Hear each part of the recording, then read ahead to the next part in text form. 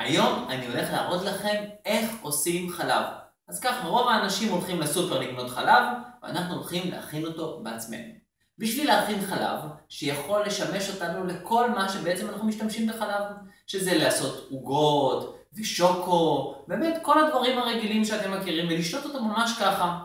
אז החלב הזה זה לא חלב שבא מהפרה ולא מהעזים, זה חלב שבא משקדים. אנחנו בדרך כלל קוראים לחלב, זה בעצם נוזל לבן, אנחנו קוראים לו חלב, וזה מה שאנחנו הולכים לעשות, נוזל לבן, טעים במיוחד, ושבכיף יכול להחליף את כל החלב שאתם קונים, זה אפילו יותר זול ואפילו מזין. אז ככה, איך עושים את זה?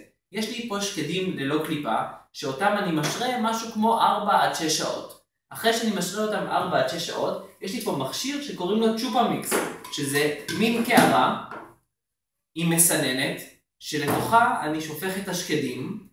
יש פה כוס שקדים, על כל כוס שקדים אני מוסיף 3 כוסות מים,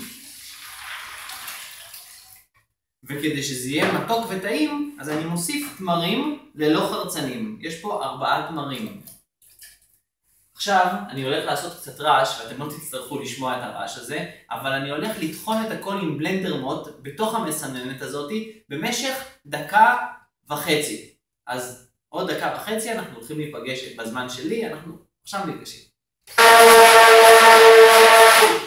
אוקיי, 1.5 דקות עברה. נוציא את הסכין, נשים ישר בכיור. ועכשיו יש לנו חלב שקדים.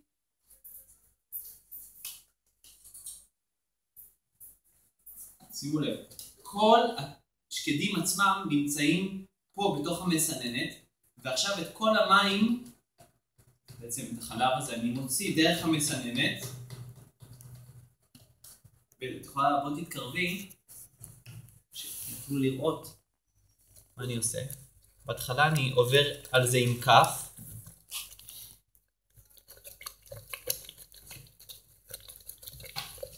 ואז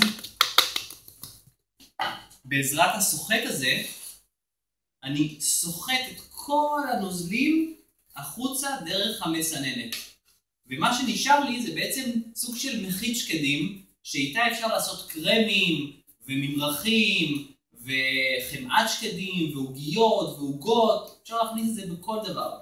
בדיוק מה שעשיתי עם השקדים אפשר לעשות עם כל סוגי האגוזים, עם אורז מבושל כדי לעשות חלב אורז, ובכלל באמת עם המון המון המון המון המון דברים. אז המכשיר הזה ממש ממש עוזר לתהליך.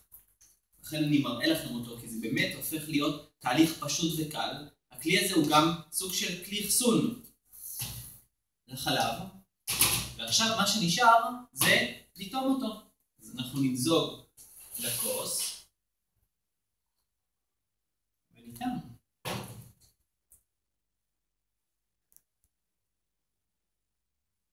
מעולה. ממש ממש מעולה, מומלץ, מומלץ, מומלץ.